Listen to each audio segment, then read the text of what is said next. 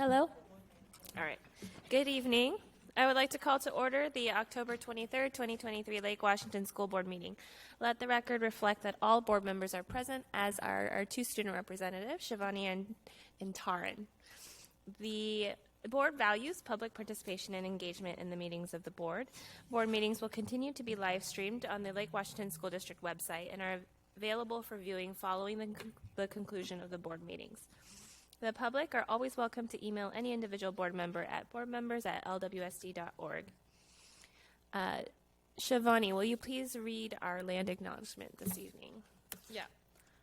The Board of Directors of Lake Washington School District acknowledges that our district is on the indigenous land of the Coast Salish peoples who have reserved treaty rights on this land, including the Duwamish and the Snoqualmie Indian tribe. We thank these caretakers of this land who have lived here since time immemorial. We commit to continue collaborating with our Native community to teach the indigenous history of this land and these local tribes to all children of the district. We also commit to provide the best possible education for all children of Native descent who attend our schools. Thank you. I will now entertain a motion to approve the October 23rd, 2023 agenda. Move approval. Second. It has been moved by Director LaLiberty and seconded by Director Stewart to approve the agenda as presented. All those in favor, please signify by voting aye. Aye. All those opposed? Hearing none, motion carries. The next item on our agenda this evening is public comment. The Board of Directors of Lake Washington School District welcomes the public to the business meetings of the board and encourages community engagement. The board dedicates 30 minutes to hear from the public during the public comment period of the meeting. Participants should not expect a response from the board at the end of their comments, as we dedicate this time to listening to your voice and would like to get as many members of the public an opportunity to speak as the time allows. The board, as a reminder, does not discuss personnel matters at board meetings. Should the public wish to provide information to the board, these issues or concerns about individual staff members should be addressed with the board through letters or phone calls. Members of the public can sign up to participate on the district website at lwsd.org/board/public comments. Sign up closes at noon on the day of the board meeting, and comments will be offered in the order of sign up. Tonight we have both in-person and virtual comments. We're going to go ahead and start with our in-person comments. Aspen Richter. And just as a reminder, while you're making your way up here, you have 3 minutes for your comment. There's a stoplight over there that will signal you when you are approaching the end of your comment. If you could wrap up at 3 minutes, that would be great.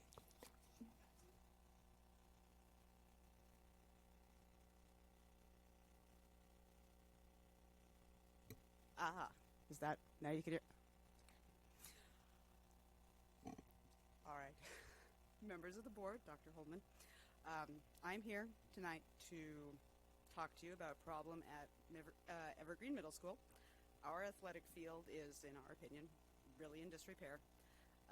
Yesterday I did receive an update from the district on this topic, and we appreciate that our questions are being heard and responded to, but we wanted to be here tonight to make sure that the facts we see, as we see them, are shared out. And so I want to start by, I visited every one of our major middle schools, and I took photos. And so we have Redmond Middle School's Greengrass, and Kirkland Middle School, Rose Hill, Timberline, and Inglewood, and they're all lovely, green, and maintained. Kamiakin was pretty good. It had a few bare spots, but they'd recently been reseeded. Finn Hill is not doing so well, and I would really suggest that you look at them as well for maintenance. But Evergreen is the one that has the most problems. So this is not really an athletic field. This is big weeds with little weeds, dirt in between, and then a few little tufts of grass. So we've heard a lot of explanations for this. One is that water out where we are is too expensive, and it is rather expensive, but based on the utility information we have available to us, the last 12 months, watering our irrigation outside was $3,442.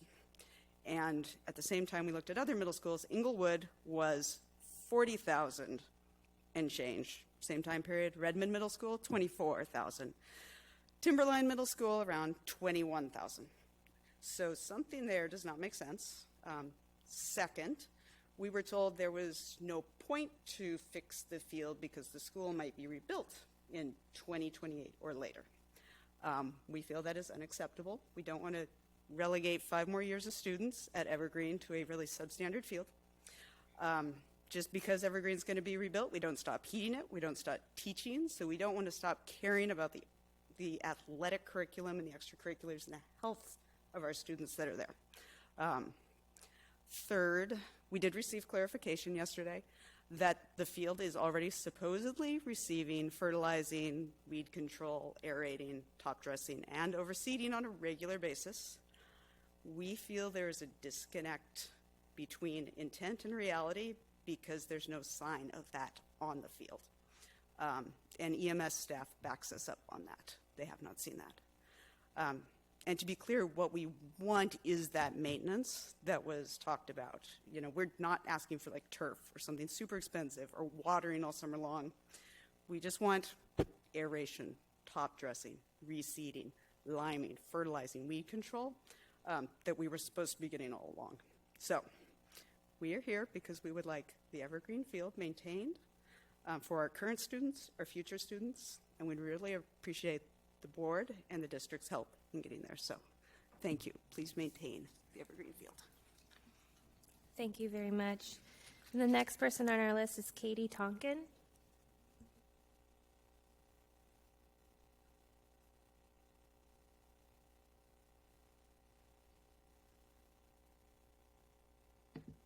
Ladies and gentlemen of the board, Dr. Holman, I appreciate the opportunity to address you today. I come before you as a concerned member of our community and parent of a daughter who is also an 8th grade middle schooler at Evergreen Middle School. I'm seeking your support for a critical issue that Aspen just touched on too, that affects the safety and the well-being of our students. The problem in question is the deteriorating condition of our school's sports field and track, which poses significant safety and concerns for children participating in sports and physical education activities. Our middle school has a rich tradition of promoting physical education, teamwork, and overall student wellness. The sports field and track are fundamental to achieving those objectives, serving as the primary venue for soccer, track and field, intramural sports, and physical education classes. However, the current state of these facilities is a cause for alarm. They're not only in disrepair, but they've become increasingly unsafe. Uneven surfaces lend themselves to injuries such as rolled ankles, shin injuries, and foot pain.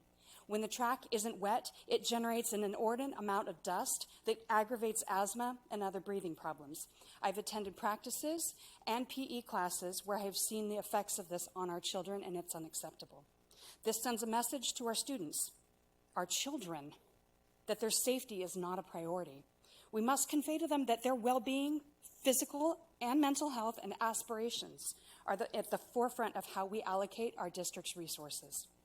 We understand that redoing the track and field, it's not feasible, and we understand that, especially when the school is scheduled for a remodel in 5+ years. However, we still need, and we cannot ignore, the consequences of the decision to not take care of the field and track at Evergreen. Students are forced to use facilities that are not only inadequate but unsafe. We're not requesting extravagant transformations, just the basic amount of maintenance that is already committed to by the district's policies for our school. Our students deserve access to safe and functional sports facilities, and when our students step onto that field, they should do so with the confidence that they are in a secure environment where they can do their best. They should be able to focus on learning valuable life skills such as teamwork, perseverance, and discipline without fearing for their safety or tempering their participation so that they feel safe. In conclusion, we stand united in our request for the school district to reconsider its decision and its allocation of resources. We urge you to allocate budget to maintain the sports field and track to ensure that maintenance services are provided. Let us communicate clearly to our students that their safety is paramount, that we are committed to providing them with a safe and nurturing environment in which they can thrive. Thank you for the time and consideration this evening, and together we can ensure that our middle school remains a place where every child can engage in sports and physical education activities with the peace of mind that their safety is our utmost concern. Thank you. Thank you very much. Next, we have Devin Kellogg.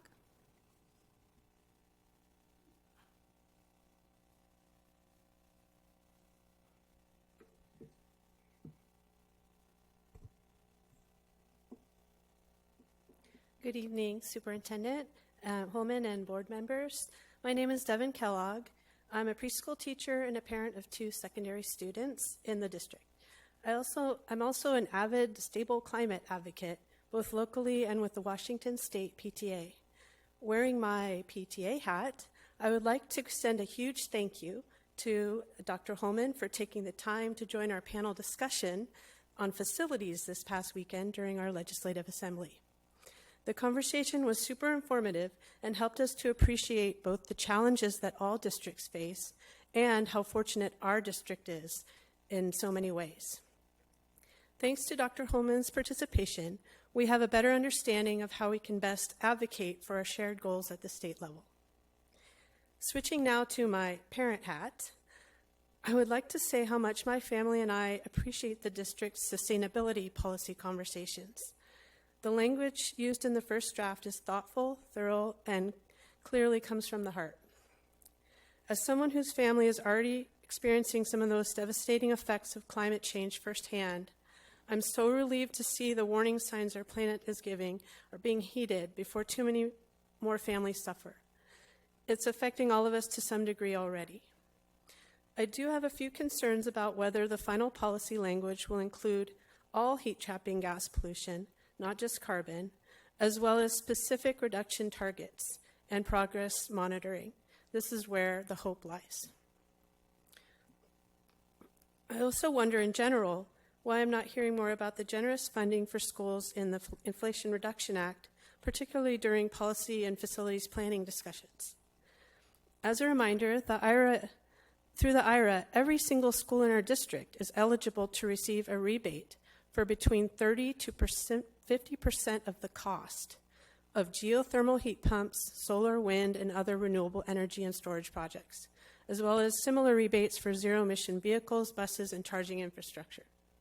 In addition, all contractors who improve energy efficiency in our schools can receive generous tax deductions, helping to reduce renovation costs overall.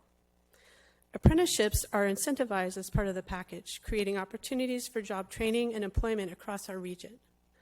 There are ongoing grant opportunities and soon green banks providing low to no interest loans to help certain schools leverage these benefits. Many districts are partnering with local utilities, nonprofits, businesses, agencies, and more to access these funding streams and realize the operational cost savings and sustainability goals all in one. Our district is in a unique position to engage in these partnerships and even to pilot innovative new projects for others to follow. But this funding won't be around forever. In fact, it's due to expire in 2032, the same time we will need to be halfway to our net zero goals. So please, let's not miss out on this pivotal moment and get this right for our kids. And let's keep the conversation going about how our families can help make this happen. Thank you. Thank you very much. And now we'll move to virtual public comment. Do we have anybody? Looks like we don't have anyone in the virtual meeting. Okay. Then that will conclude our public comment for this evening. The board did receive written comment from 3 members of our community, and those are on board docs for everyone to read. The next item on our agenda is the approval of the October 23rd, 2023 consent agenda. I will now entertain a motion to approve the consent agenda. So moved. Second. It has been moved by Director Stewart and seconded by Director LaLiberty. Dr. Holman, will you poll the board? Director Guthrie? Yes. Director Stewart? Yes. Director Bleasner? Yes. Vice President LaLiberty? Yes. And President Choi? Motion carries. Dr. Holman, will you please summarize the donations this evening? I will. So tonight in the board's packet, you have a donation from the Lake Washington Schools Foundation of $15,000. And I just thought I would take a moment to recognize what that donation is specifically for.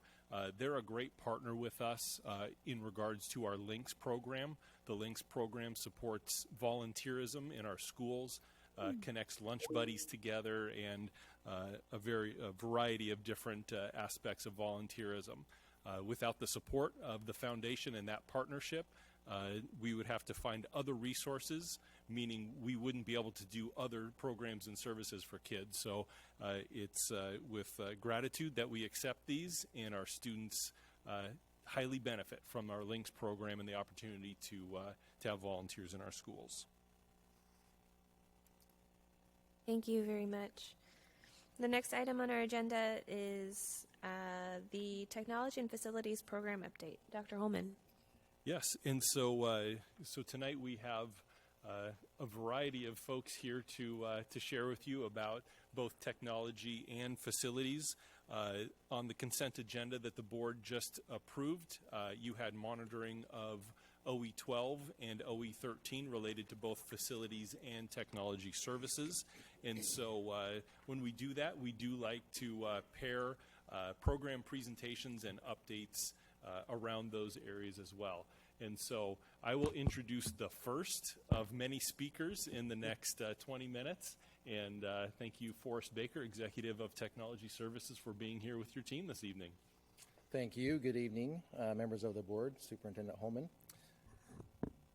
So my name is Forrest Baker, Executive Director of Technology Services for Lake Washington School District. And last spring, my Technology Services team and I provided a report on several projects we were working on, major works within our division, and some new initiatives for the district. Tonight, I'm happy to share an update on those new initiatives, including the following: Learning Management System Advisory Project, Exploring Opportunities with AI, and Digital Citizenship and Media Literacy Advisory Project. So just briefly, before my team gets into more of the details on this work, the LMS Advisory became a new project after listening to teacher feedback and collecting data the last 2 years.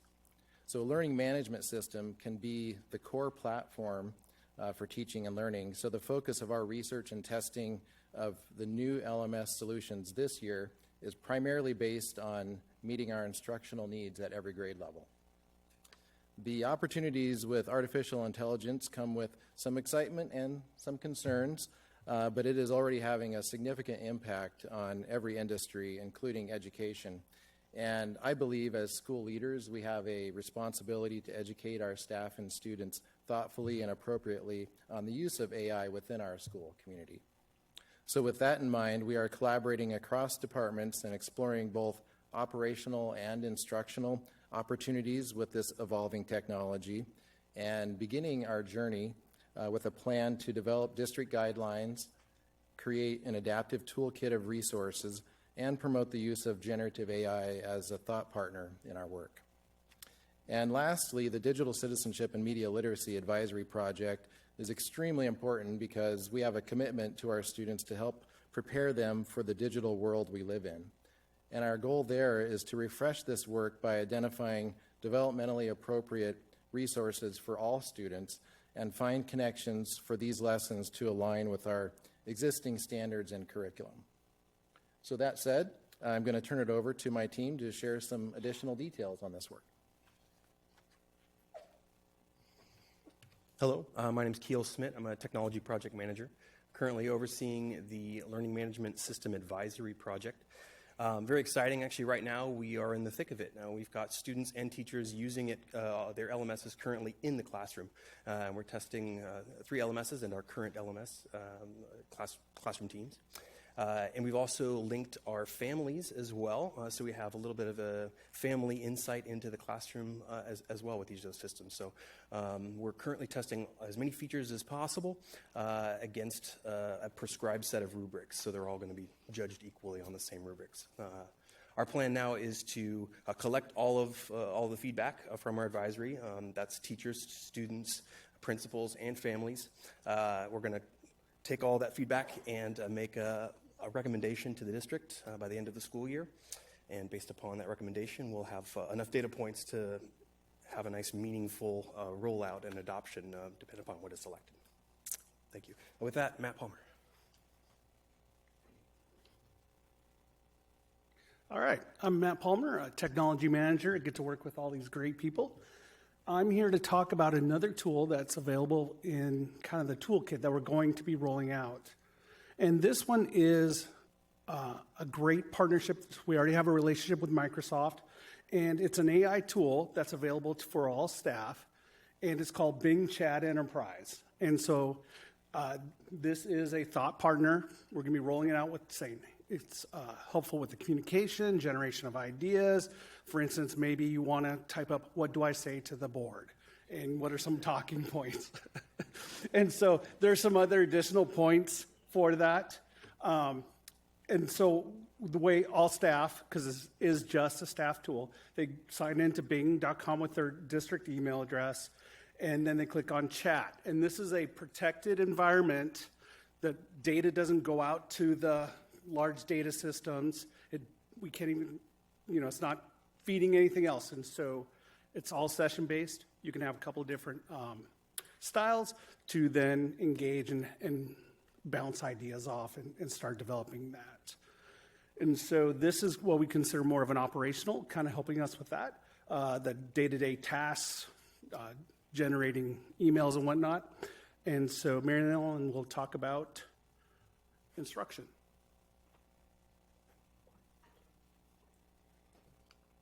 Hi, I'm Mary Ellen Olafson, a technology integration specialist.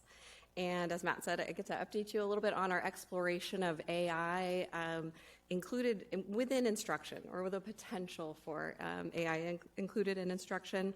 Matt gave a really good example of how these generative AI tools can really impact the efficiency of our operational and administrative tasks. But we think really deeply about instruction and looking at the current research and our independent rating systems for these new generation of AI tools, especially in the K-12 environment. It's still pretty sparse. We're still working on really new and developing kind of recommendations that are coming out of some of the reputable nonprofits and industry partnerships.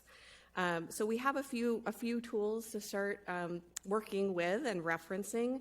And our goal in referencing those resources that are available now is really to be able to align any innovation in AI within instruction to those research-supported instructional strategies, and make sure that we're promoting the tools which are most highly rated to impact student learning, in addition to being really well aligned with our current policies on technology use, so data privacy and academic integrity and really inclusive student support. So those are all really important pieces that are helping us and guiding us in our goals. And to move towards that goal, we've brought together some representatives from technology and teaching and learning to gather those guidelines that could start to support our teachers in learning about the risks and potential benefits of AI within instruction. That includes some AI literacy materials for educators, as well as some age-appropriate lessons that teachers may facilitate with students to really start having that conversation productively. And we're really looking forward to teachers being able to dig into some resources and discuss these potential opportunities at our first ever district virtual EdTech Summit on November 4th. It's a Saturday.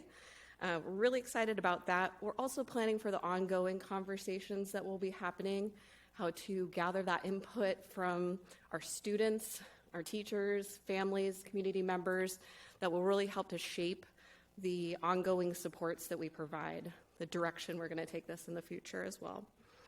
So one really specific project we wanted to highlight was, we mentioned last year, beginning this partnership with the Stanford University Graduate School of Education to research an AI-supported feedback tool that will be provided embedded within Microsoft Classroom Teams assignments.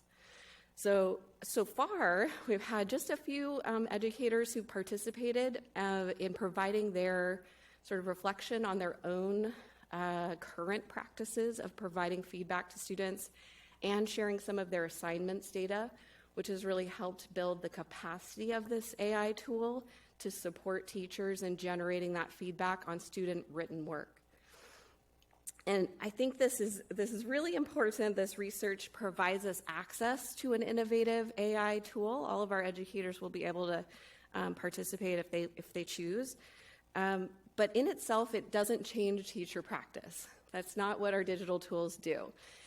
But it does invite us to have those conversations, reflect on, and refine some of the practices that teachers have around giving feedback to students in a way that is effective and also maybe more efficient, right? So it's a supportive tool for that, that important instruction. And I really think that the feedback, this partnership came around at kind of a perfect time. Feedback is also one of the 11 core strategies that we've published in our LWSD instructional playbook this year. So it's really supporting some of our instructional goals very nicely. Yeah. So we're really excited about this, the tools and the potential, and I think that's just one of the reasons why it's so important that we're supporting digital citizenship and media literacy skills for our staff and students across all levels. So my colleague Aubrey Dane will come share some more about that effort. Thank you. Hello, I am Aubrey Dane. I am also a technology integration specialist. This year we have formed a digital citizenship and media literacy advisory that has teachers representing all grade levels, K through 12. We also have librarians and administrators as part of this. And all of our work is based in our current legislation, in our LWSD board policies, in our state standards, and in current research. We have several topics that we want to make sure we're addressing. We don't want to have any gaps at any of our grade levels. So I'm not going to read those all to you, but that's where we're focusing. And this advisory has met once already. We're going to meet all together for 3 more full days, as well as some hours that teachers are doing outside of this to develop resources.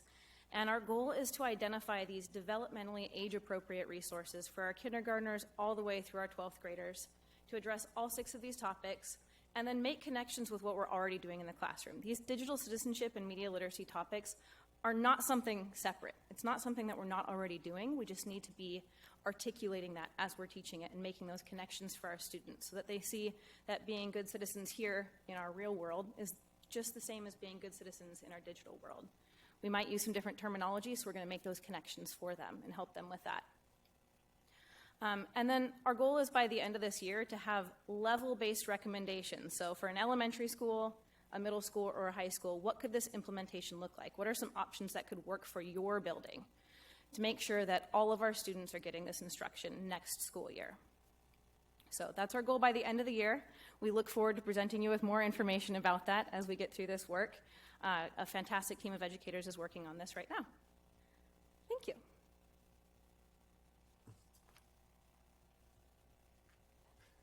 And that concludes our update this evening for those 3 major initiatives we're working on. So I do want to thank you again for your time. I'm happy to answer any questions or turn the rest of my time over to Brian Buck. And I'm saying that jokingly because we had a little bit of a time competition going on.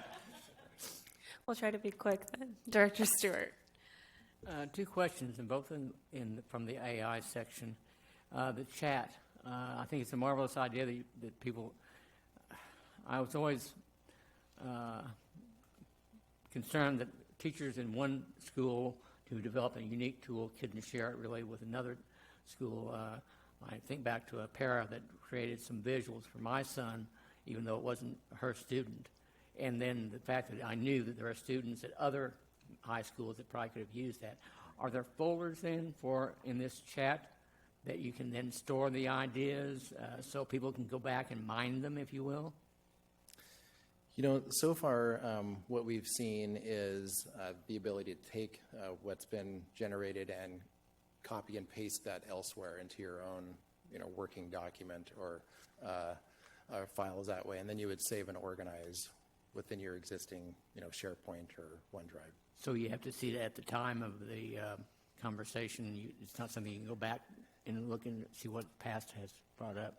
Yeah, and I'm certainly not an expert on everything that's being developed, but from what we've seen within, the generative AI chat tools, there's not a built-in folder or storage capacity yet. This is so rapidly developing that I would not be surprised if it goes that way. No, I'm asking out of total ignorance in that area. So, also, speaking of ignorance, the November 4th online tech conference, open to board members too? Deputy Superintendent, oh my goodness, yeah. Scott was just talking to me about that today and is going to be sending you an invitation. So yes. Especially for those of us on the lower end of the spectrum. Thank you. Right. Director Guthrie.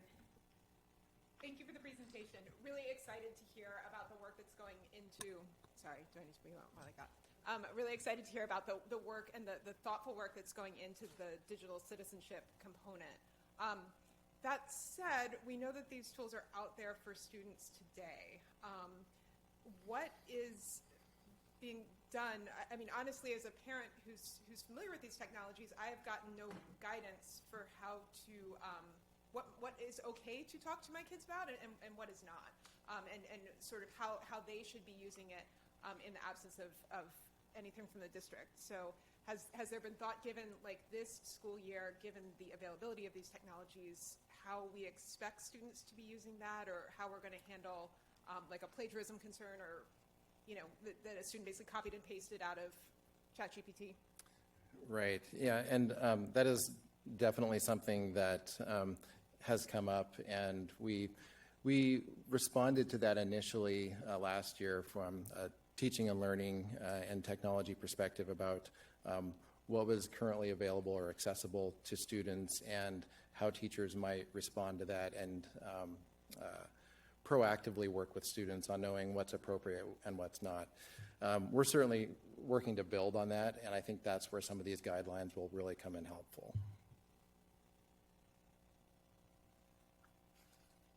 Giovanni? This is not really a question, but more of a comment. From a student perspective, I wanted to say I really appreciate how you talked about how AI can be used in education and instruction in a beneficial way, instead of talking about, there are harms to it, but there are a lot of ways that students can learn and grow using AI, especially as it's going to become more and more integrated in our world. So I wanted to say I really appreciated how you addressed that. Thank you. And Taryn?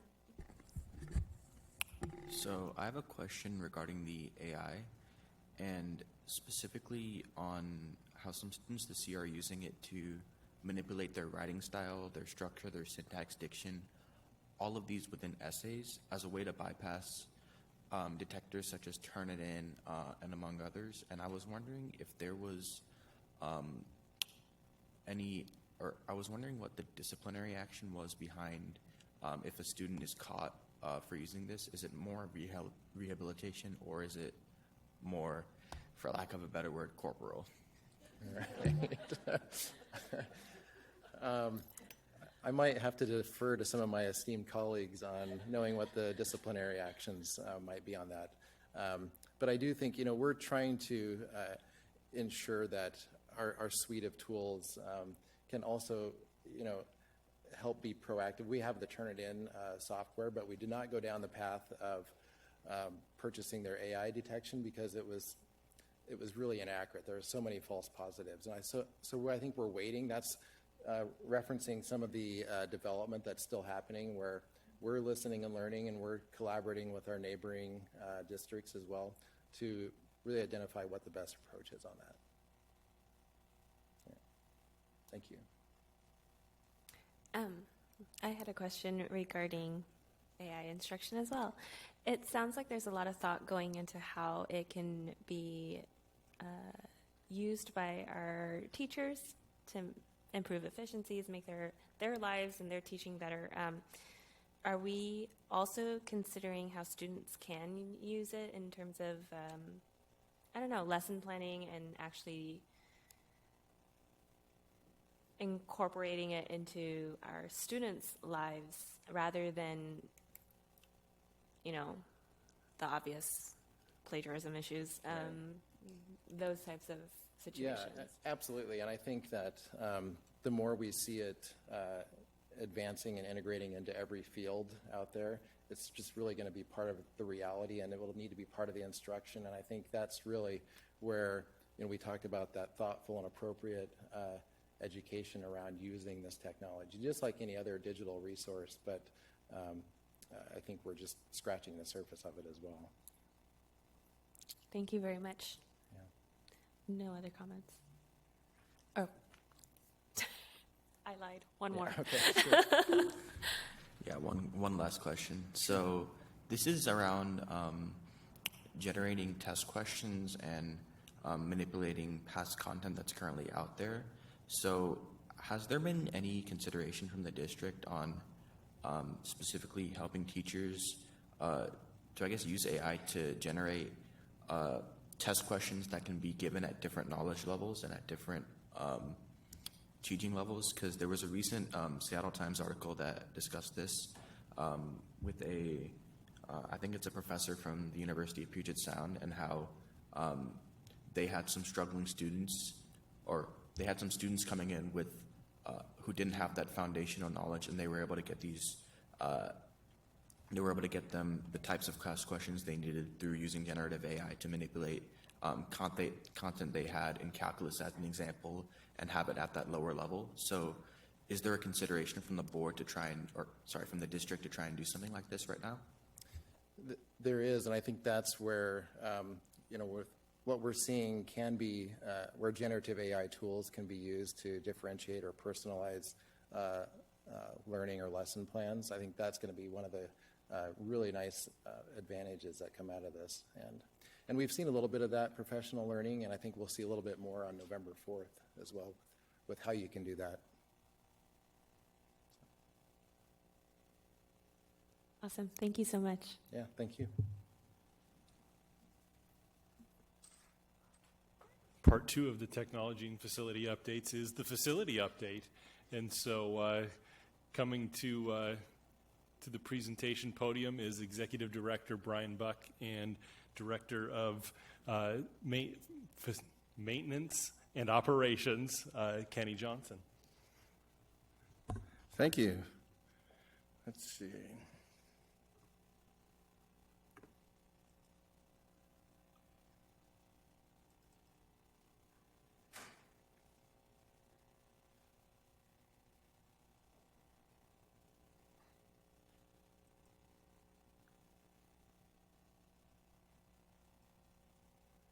Okay. So thanks for the introduction. I usually come and we talk about major construction updates.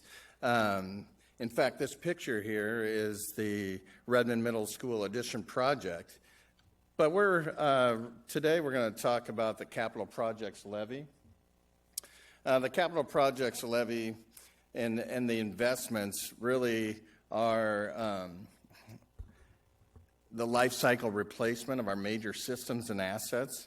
And Kenny's going to talk about our wonderful maintenance and custodial services teams, and also share a little bit about an optimization project in our warehouse. These pictures are of Juanita High School, and on the right's a beautiful aerial of a new roof and mechanical equipment on the field house and pool. And although the picture on the top left doesn't seem like it's the most exciting thing, that's a beautiful new air handling unit on top of the field house. You can see some of the paving work also that happened during the summer. Here are pictures on the left and middle right of flooring at Audubon Elementary School. And the top right's a new metal roof on the Resource Center right here above us. And below right is a new metal roof on Redmond Middle School. Redmond High School had 2 classroom conversion projects. On the left is a new science classroom that's been expanded and upgraded, and the middle and right classrooms are an expanded and upgraded CTE classroom. Here is projects at Lake Washington High School. On the right is the stadium, synthetic turf field, and synthetic track. Our new standard includes lacrosse lines, unified lacrosse lines on our fields at high schools. And the top left and middle pictures are new synthetic practice area fields. These were old tennis courts that were moved up to the upper field about 10 years ago. And we repurposed these for synthetic practice fields for the school.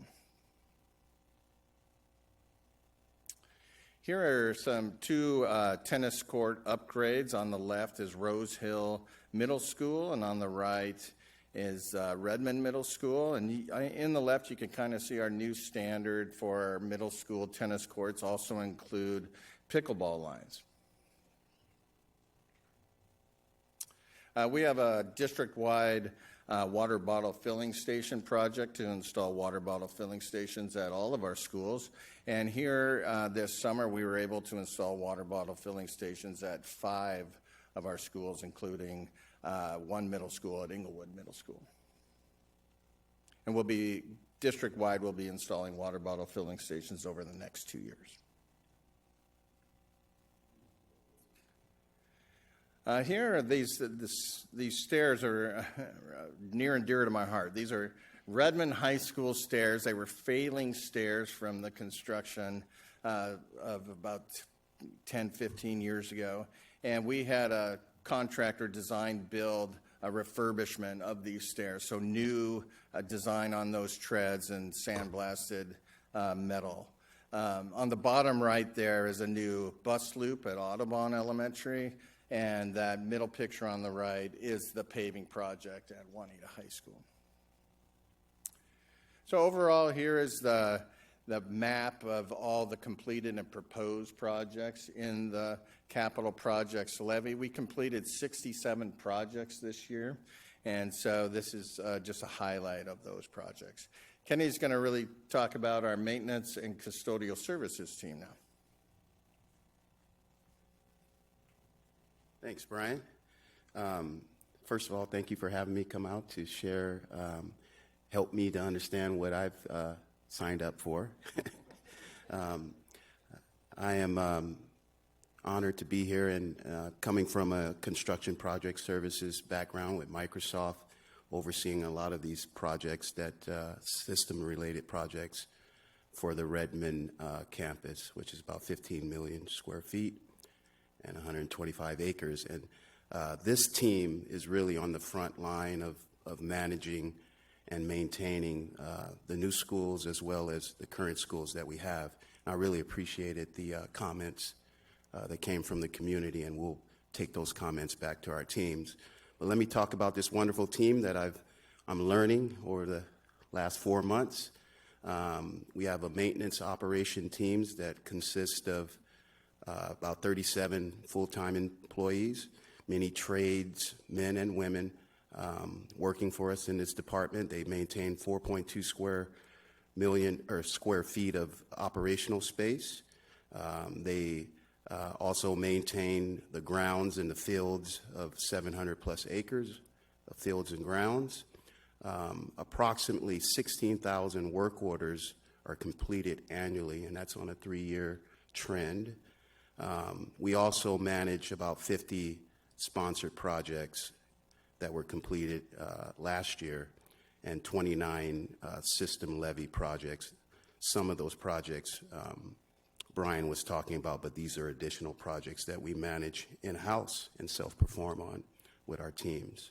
Great group of individuals. Just a little backdrop of the kind of, go ahead, Brian.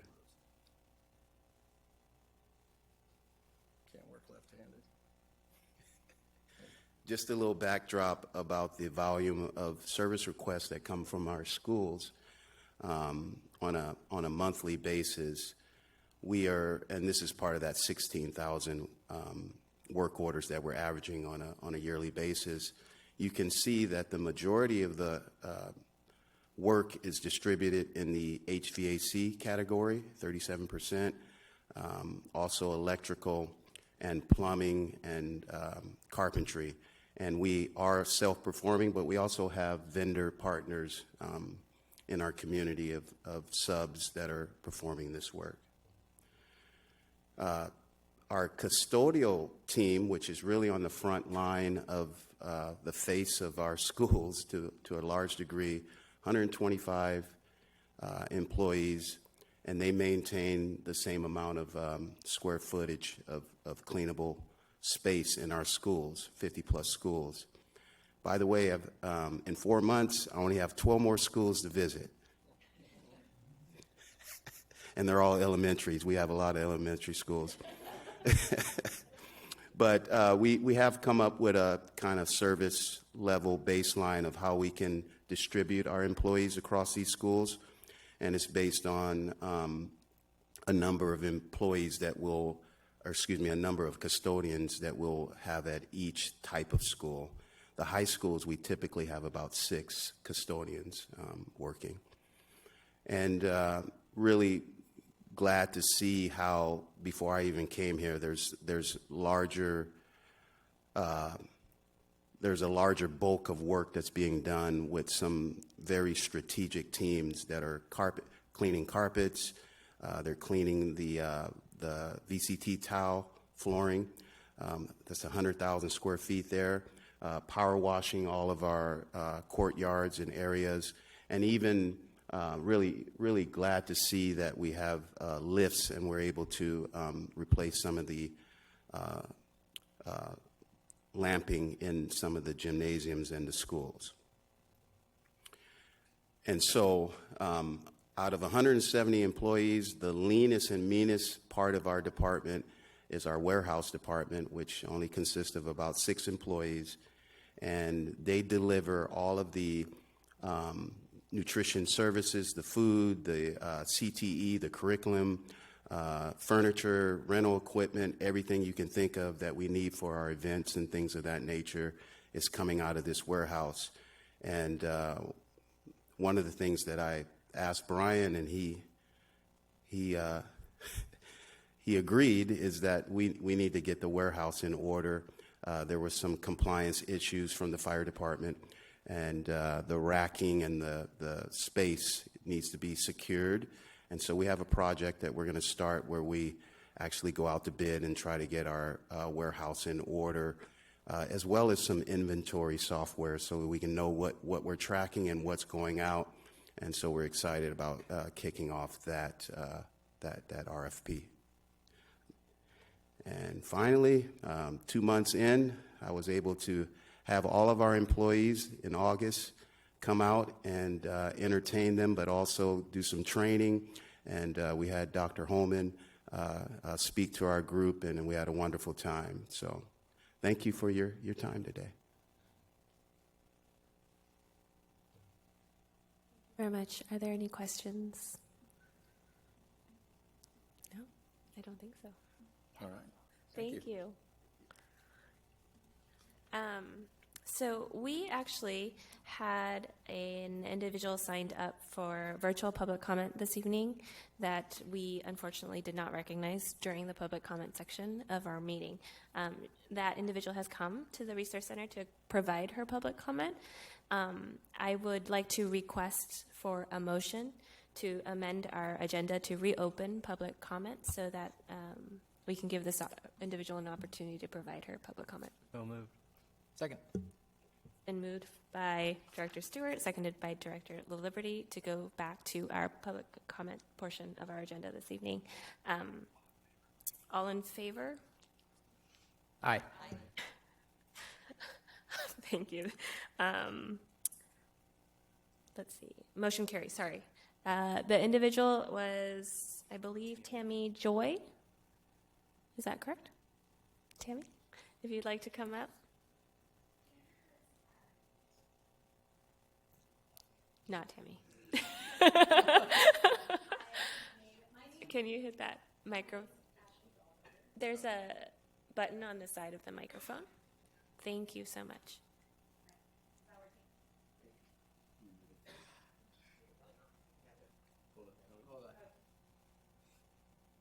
Thank you for being flexible. Thank you. All right. My name is Ashley Dahlberg. I'm a parent here in the Lake Washington School District at Dickinson Elementary. And I am here on behalf of Tammy Joy. Tammy was planning to present virtually, but the Teams link wasn't working, so she was unable to give her speech, so I am going to do that on her behalf. So, thank you and good evening. Thank you for having us here and allowing us to share our thoughts and comments. I'm here on behalf of a group of concerned second grade parents at Emily Dickinson Elementary to talk to you about an issue that affects the quality of education in our district, class size.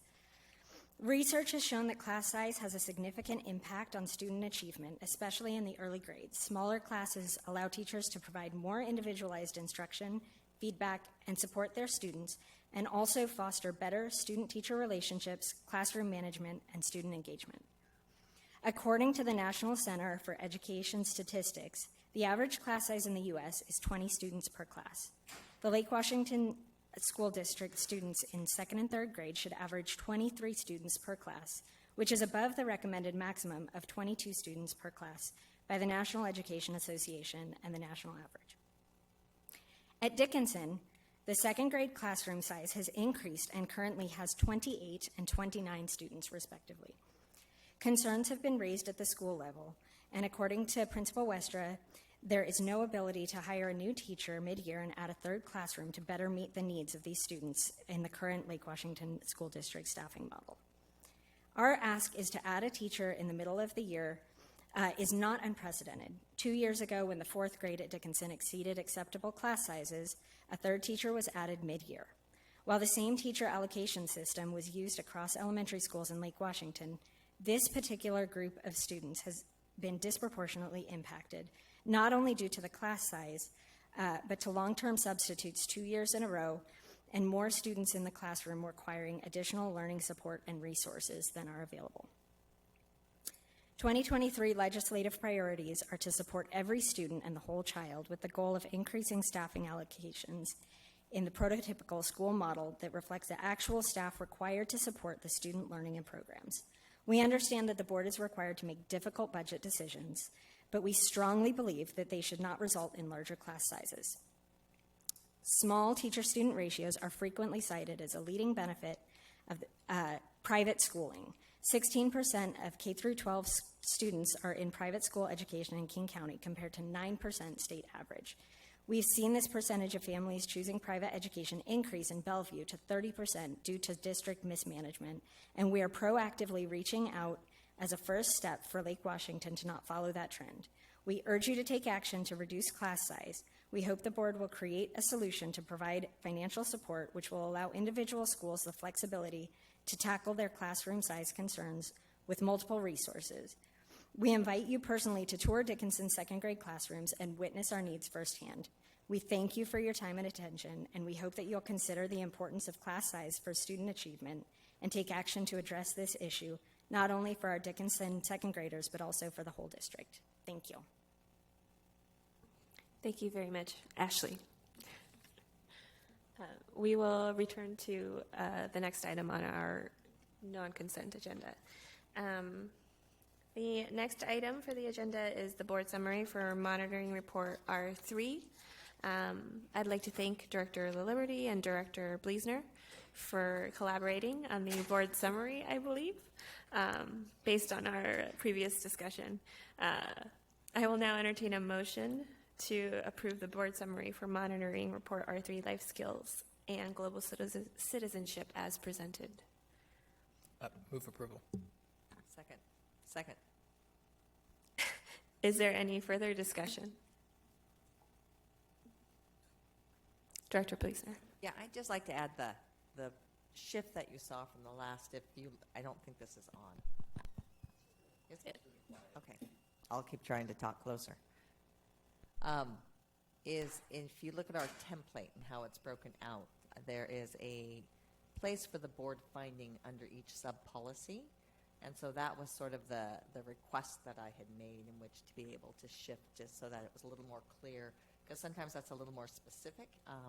I also view these monitoring reports as the opportunity, and the summary sheet really as the opportunity for the board to speak as a collective whole and really provide any directive feedback or commendation in regards to this. So I do view that as an important step, that we not only have that summary, but we have that individual piece as well.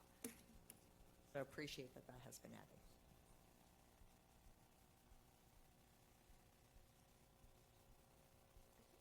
Hearing no further discussion, we will proceed to vote on the motion. It has been moved by Director Liberty and seconded by Director Bleasner that the board approve the board summary for Monitoring Report R3, Life Skills and Global Citizenship as presented. All those in favor, please signify by voting aye. Aye. All those opposed, hearing none, the motion carries. And the final item on our non-consent agenda is the board compensation conversation. Dr. Holman. Great. And so tonight in the board's packet is a draft resolution. The board is not being asked to take action tonight, but to receive information and have a discussion about RCW 28A 343-400 at our September 9 study session. This was the first time we had had a conversation around board compensation. And so I want to walk through what it is and what it is not, because I think that's an important part of the board's considerations. Also, our Director of Equity and Family Engagement is here to share some comments based on board request to have Pablo here as well this evening. And so just want to walk through a few components. So what does this RCW allow? First, it allows board members to receive compensation for activities related to district business. That compensation is $50 per day for activities related to district business for a total of $4,800 per year. And so that's the total compensation a board member can receive for district-related activities within a year. We also know that this RCW requires the board to actually take formal action to allow this to move forward and for board members to receive compensation. But this RCW also articulates that any board member can decline to participate in compensation for whatever reason that they deem. Considerations about board member compensation. Some of these we talked about, and others wanted to provide to the board. We know that many school districts in the state of Washington have already authorized this. And so the resolution that I first pulled, just to get an idea of how does a resolution read around this, was from the North Shore School District. And so they just recently adopted this. I don't know how long it had been in place, but I believe about a year and a half ago, they moved forward with a resolution to authorize this for their board members. We know that board members have expenses related to district business, be it a number of different things, transportation, childcare. There are just expenses that come with being an active board member.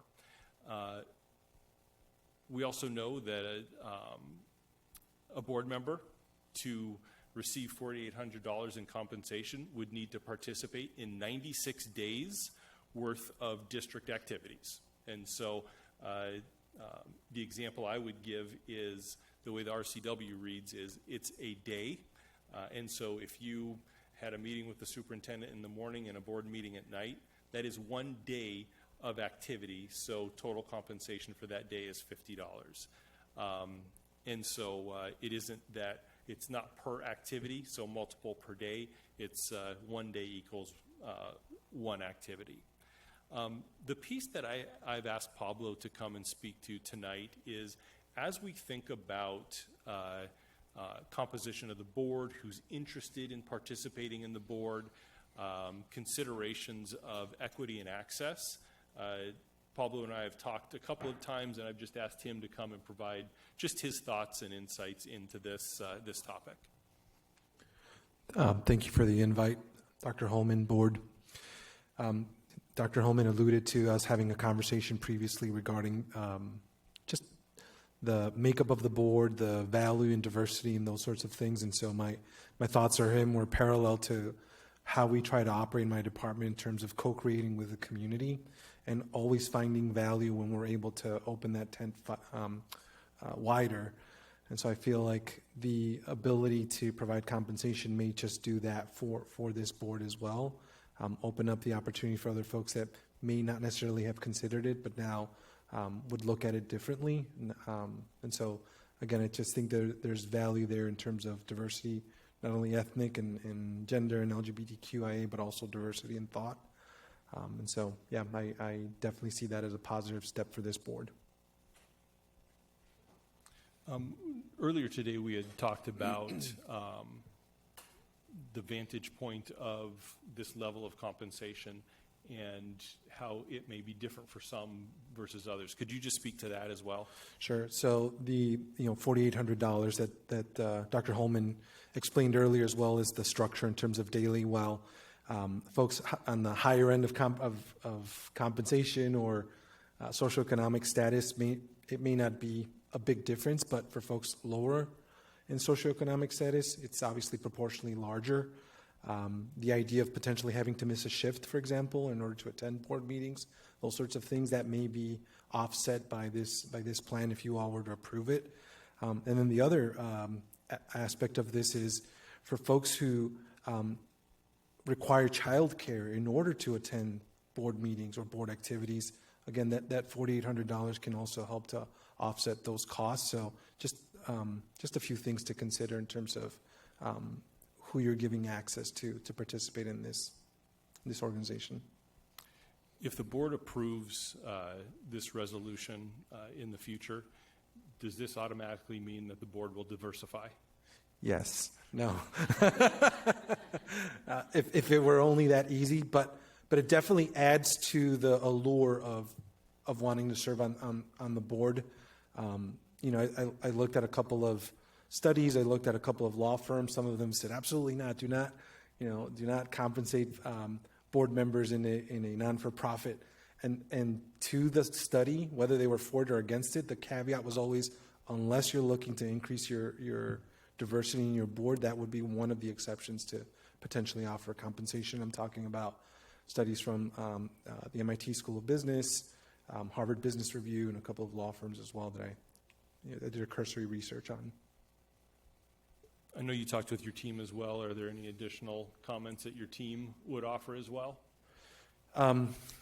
Again, just pointing back to the parallel of when we seek to co-create with families, it's little things. It's, ensuring that we've got childcare on hand so that families don't feel like they need to figure out where to send their kids while they're collaborating with us. It's offering folks dinner. It's, little things like that do make a big difference. And so there is a parallel that they drew with this as well. Great. Thank you. Thank you. I just wanted, does the board have any questions for Pablo as he's at the microphone? Pablo, if we're talking compensation for child care, some meetings such as the special education groups, PTSA meeting, they'll have child care provided, usually have one or two parents being on the sign-up. Wouldn't it be possible that we have the same type of operation for board meetings and study sessions? We could have child care on site so that it would, we wouldn't. I have a little problem with the compensation when we're cutting costs. That's my only concern. But at the same time, I can see the need for diversifying by virtue of the child care issue. But if we provided the child care on site, that would also increase the public participation because they'd have a place to put their kids while they came to comment or while they came to listen to the entire board meeting. For sure. So if you're looking at that particular case, then that alternative would work. But if you're looking at someone who's an hourly employee and they're missing a shift in order to participate in board activities, they're still caught in a lurch. Director La Liberty.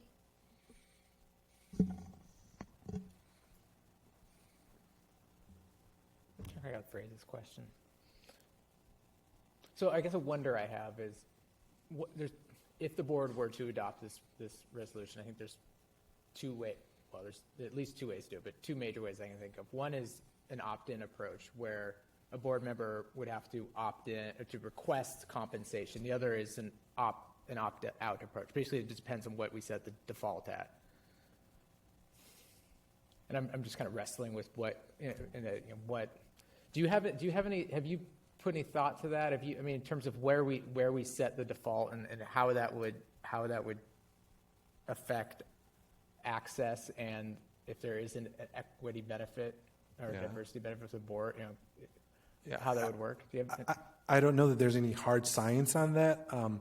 Given those two alternatives, my personal preference would be an opt-out. And so that all board members would be offered this opportunity, this compensation, and then you'd opt out of whether you needed it or not, or whether you'd accept it or not. That would be my recommendation. Okay. Can I ask a follow-up question? And I guess this is a question for,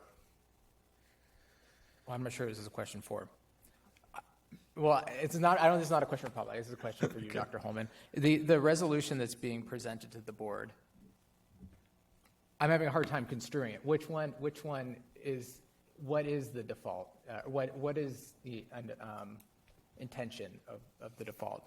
And also the RCW, I would say, is somewhat ambiguous in what it directs school districts to do as well, because it talks about that you may authorize and may request, but then it has a second paragraph that says a board member can waive. So what I guess that's what I'm sort of wrestling with. What is the proposal? Yeah, I believe the proposal is an opt-out. And so a board member would not need to submit requests for payment or to certify. How would that work from a So we would have process? to establish a process. Barbara Posthumus, our Associate Superintendent of Business and Support Services, was going to reach out to some districts to understand how did they functionally operate this, because there are times where, let's say, school visits tomorrow, that it's not a typical meeting, it's not, and so we would procedurally need to know from each board member what their activities were, so that we could provide just compensation for that. Thank you. Thank you, Pablo. Thank you. Are there any other questions for Pablo specifically? Because otherwise we can. Yeah. All right. Thank you. Thank you, Pablo. Thank you very much. And then now we can have a discussion. I think I have one more slide. Okay. Can I share that real quick? So tonight really is about a discussion of the resolution. The plan is for it to be on the November 6th agenda for action.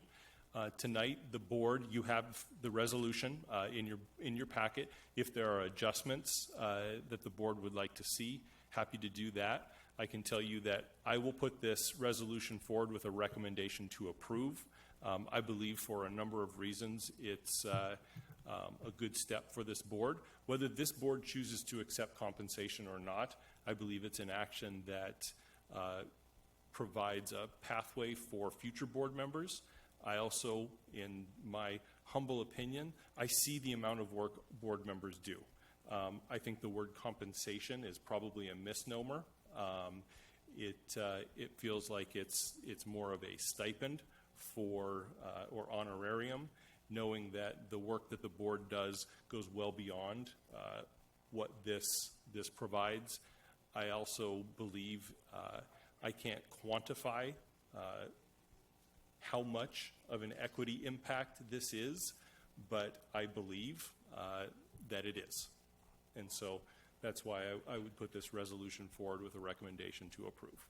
And so that's my presentation for the board. Thank you, Dr. Holman. Yes, Director Stewart.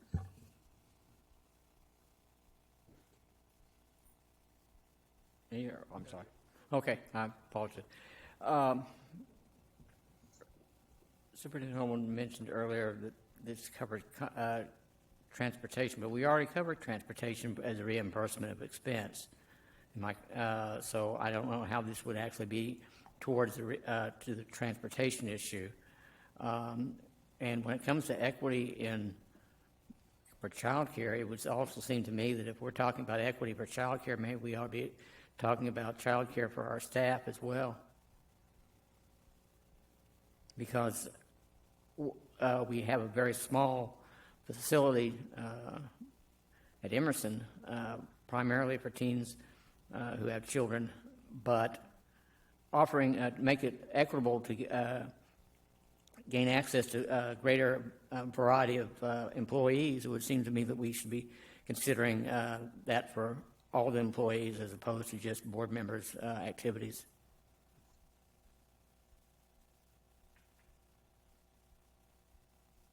Director Pleasner. I thought Director Liberty had a comment. Okay, sorry. I appreciate bringing this forward. We've talked about it for a little bit. I know it got delayed for other reasons.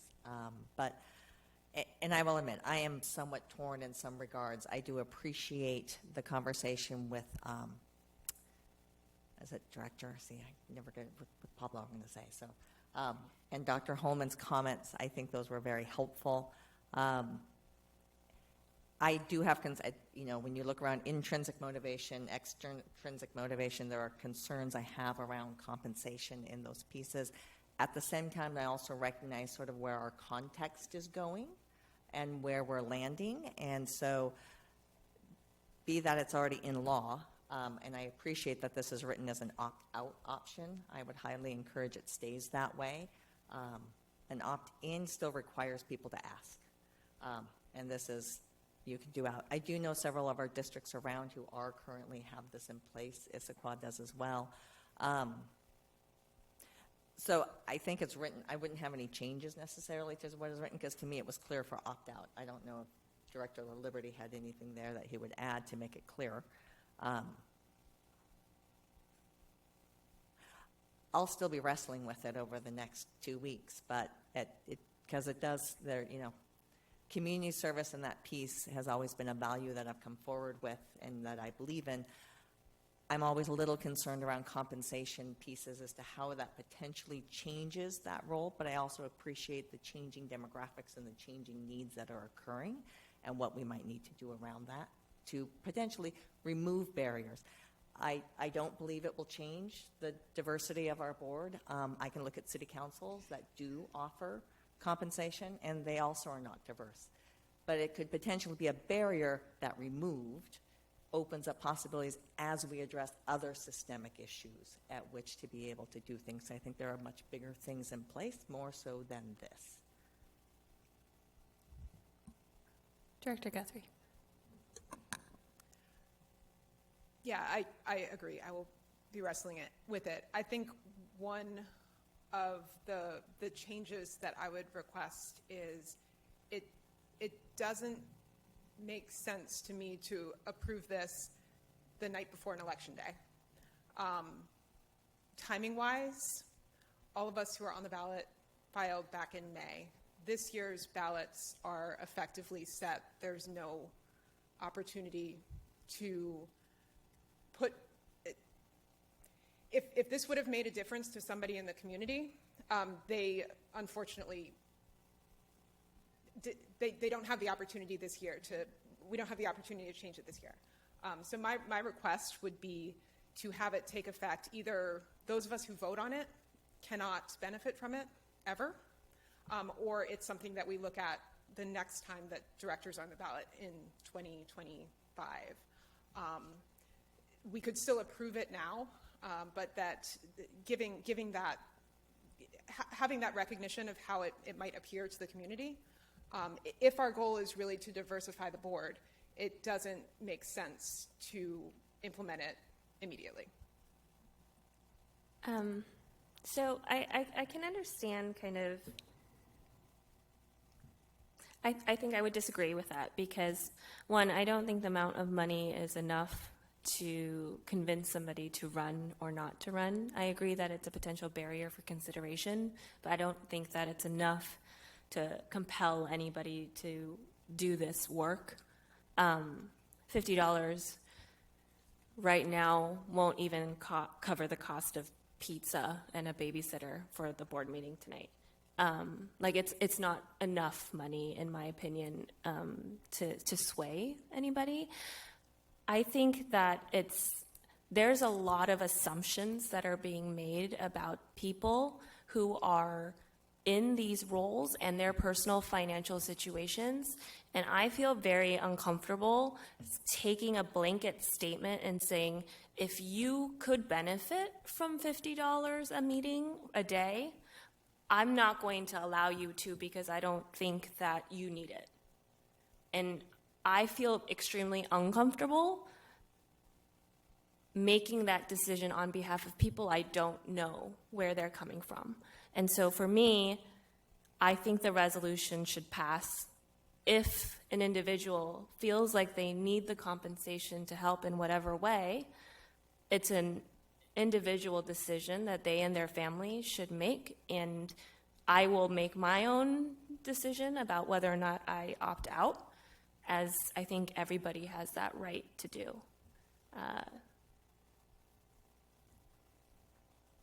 This is a general question. What's the reasoning why it can't be more than $50? Is it some state law or what? It is the law, yeah. Okay. Director Stewart. Good question, though. I'll go ahead. When it was passed, and I did the inflation calculator on it. When it was passed in 1987, it was the equivalent of 3 times that, $150. As we're looking at staff tightening and budget tightening, I'm cognizant of, while 5,200, 5,400, whatever the number was, is not significant in of itself, except certain circumstances. When you look at all 5 directors put together, that's at least 1 health room aide, that's at least 1 para educator per year, especially the health room aides. I mean, I would argue that it is not, because I do not believe we have a board member who dedicates 96 days a year to board work. still a point. I think it's going to be a raw point with our constituencies. And you're also operating under the assumption that every board member will opt in and accept the compensation.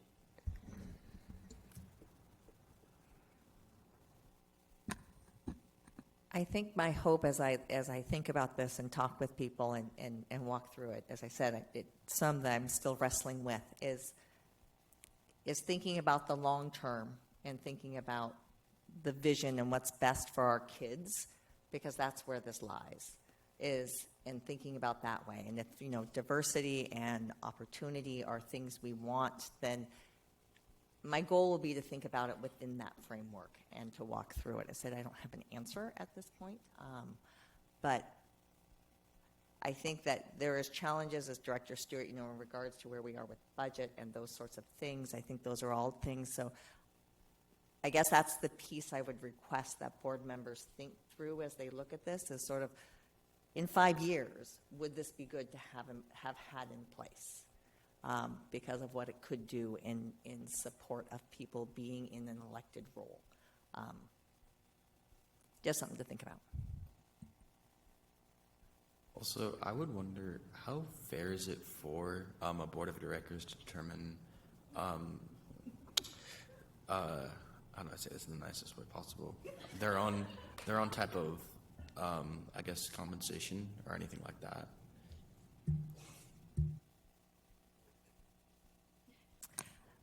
Understand your question. Unfortunately, this is sort of the reality and how it works under our current law at the board. So the state has sort of provided us parameters of what we can work within, and then as a board, we have to come to that decision. So it's a fair point, and there are different ways it's handled, but this is pretty typical within electeds. I've sat on the salary commission for the city of Redmond prior as well, because they have a commission that actually sets it. However, the mayor's salary is set by the council. But many times the council can also do it. So the cities run a little differently. But we do have a set standard as to what we are allowed to do. Are there any more comments or points of discussion? Director Guthrie. I think another comment that I would have, and this is, I wouldn't expect to see this in the resolution, but I would hope that if we do decide to approve that this is not the only step we take towards diversifying the board. It feels a little bit like a checkbox, and that's not to be dismissive because you do have to check boxes. But WASDA has a legislative position that's around attracting and retaining a diverse school board that goes into a lot more detail. And I would like to see us make a commitment to thinking about this problem more deeply and not just taking one easy action. Dr. Holman. It's interesting you bring that up, Director Guthrie. We spent more time talking about that in executive cabinet today than we did about board compensation, because we don't view this as the key.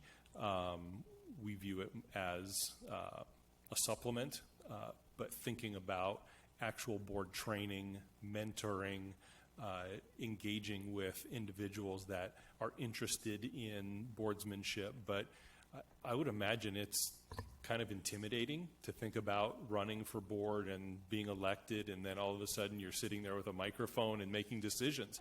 And what does that mean? And so we actually talked about, like, there's things that are way more impactful that we believe could be beneficial. Obviously, it's a partnership with the board to be able to provide that, but as we think about diversity across the spectrum of identity, we think that's a good idea as well. Director LaLiberty and then Director Stewart. Okay, I have two comments, one small and one larger. The first is in the second sentence of the resolution, the one that begins with the word compensation. I don't know that I'm making this request now to amend it, but at some point I think we should consider amending it to read, because right now it's a sentence that doesn't say anything, but it could, and it could by saying unless waived, board members shall receive compensation of $50. What's that? So it's the second sentence of the now therefore be it resolved clause. I think that I'm hesitant to make a motion to amend a resolution. I'm not sure I would even approve if my amendment were approved. So I got to think about that. But I think that if we were to approve it, I think that would be a helpful drafting change that is consistent with I think what the interests that have been spoken to today. My second comment, yes, Dr. Holman. So I want to make sure I'm capturing that. And so your recommendation is the second sentence starts by saying, should a board member? I think it should have, that it's in the imperative that a board member shall receive compensation of $50 per day for attendance. But I think it also should recognize, and that's why I said unless waived, a board member shall receive compensation of $50 per day. I'm wordsmithing on the fly here, so something like that. But I think recognizing that is explicitly saying that is the default unless a board member opts out, waives, whatever language we're using. I think that would be helpful, and I appreciate the conversations around that today.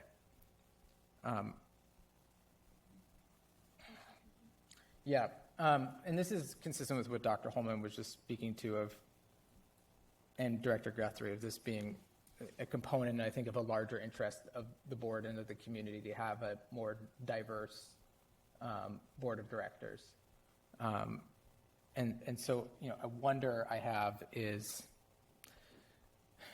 this may feel self-serving, like we're kicking the can down the road on this particular issue, but whether a broader resolution on that, where this is just a component of it, on board increasing the diversity of the board, increasing opportunities for community members to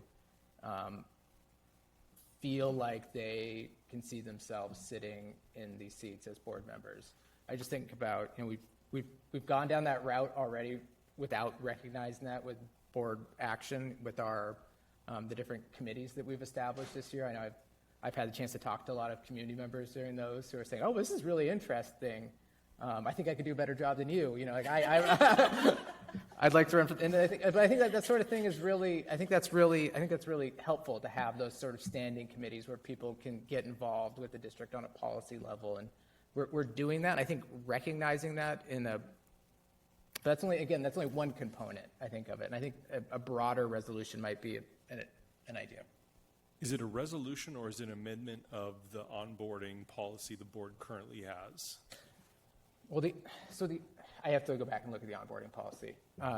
You're testing me here. Well, it currently is about I am a new board member and what happens for me. The onboarding policy starts. I'm expanding the definition of onboarding to recruitment. Right. Essentially, because right now, my memory is the onboarding policy starts from when the board member actually is elected. But I think what we're interested in is everything before that point. So maybe, yes, maybe, I don't know. Somehow I think we need to capture that. But this does just feel like it's, I agree with the interest that has been spoken. Having just this saying this is the only way it feels like by passing this, we're saying this is the only way that we're going to address that interest. And, okay.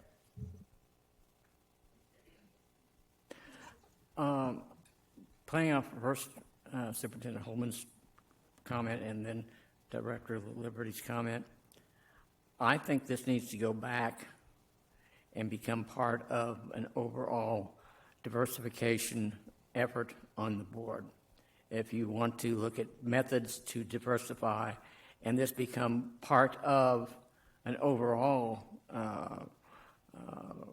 effort, because as you say, it's one small piece of it, and for us to look at it as if we're going to suddenly change it overnight by virtue of this $50 a day, it's a small piece of it. And I'd hate for us to say, okay, we've checked it off, okay, we've done our job on trying to diversify the board. And I also think that by putting it together in a full policy, this is being proposed as, or being positioned as if you vote against it, you're voting against diversity. And I don't think that's the case. I think there's a case to be made for the fiscal responsibility of when we're shorting on funds, we're cutting back on various slots that we could fill in staff. I would rather see this become part of an overall policy on how to diversify board, but to be quite frank also, maybe we ought to be looking at how to diversify staff as well.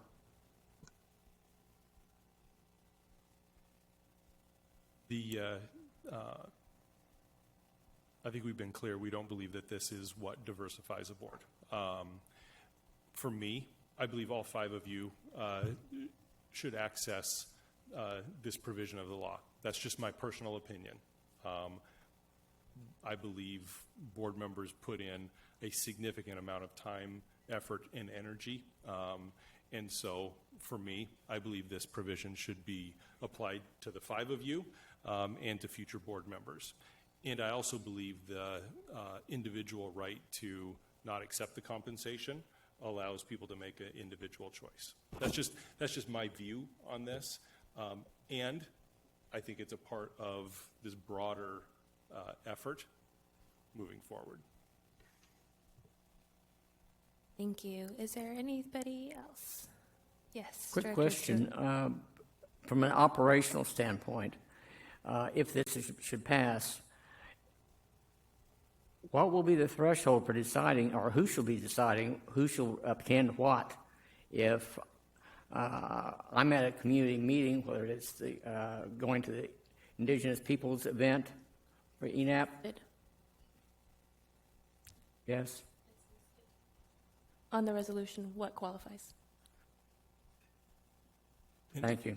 Yeah, and I think that would be part of developing the procedures around this, because for me, being more definitive around, what qualifies as an activity, what doesn't, would be important for a couple of things. One, for the board, but also for staff that have to interpret the information. Well, the idea of who decides who goes or not, the idea that this meeting is important, but that one isn't. I would reason that going to the several of the events that we've had just in this last month would be important, but then who decides if you're allowed or allowed compensation for it? That kind of just seems very sketchy. I don't know. I think we can cross that bridge if the resolution passes.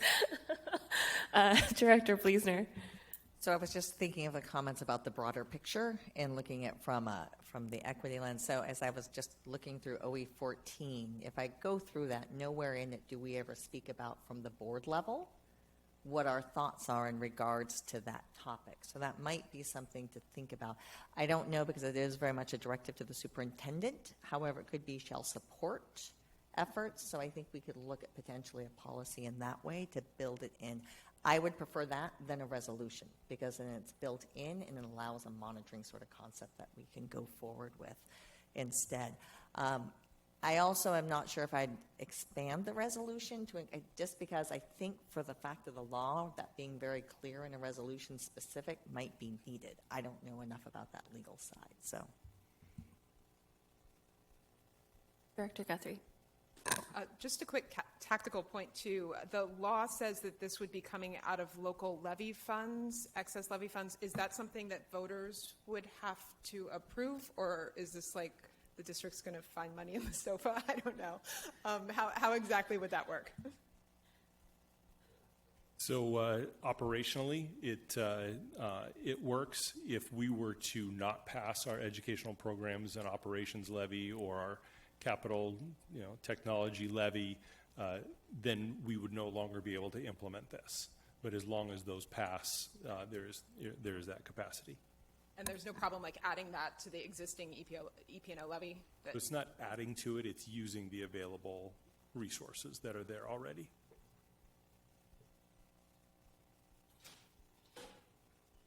Director LaLiberty. Just the last thing. I think it's an interesting idea to have the. I'm wrestling with the concept of having this apply, if it were passed, to have it apply later. I do think, much as I don't like it, I do think this current board should vote on this, and I'm comfortable with this coming back at the next meeting for action, to the extent that needs to be stated. Yes, final comment, Director. Sorry, I want to be really clear about delaying it, because I think at some point some board's got to take a stand. Otherwise, it's never going to happen. That's pretty obvious. And so that's where I would love to see delayed implementation, just so that it doesn't look like we're voting on our own salaries. And I think there's precedent for that with City Council. There's some terminology in there. So this isn't like totally wild. But I do feel pretty strongly that that this needs to pass sometime, and it's never going to be easy to pass. Thank you, Dr. Holman, for bringing this forward for discussion, and it will come back at our next board meeting for a vote. Yes. The next item on our agenda is the superintendent's report. Dr. Holman.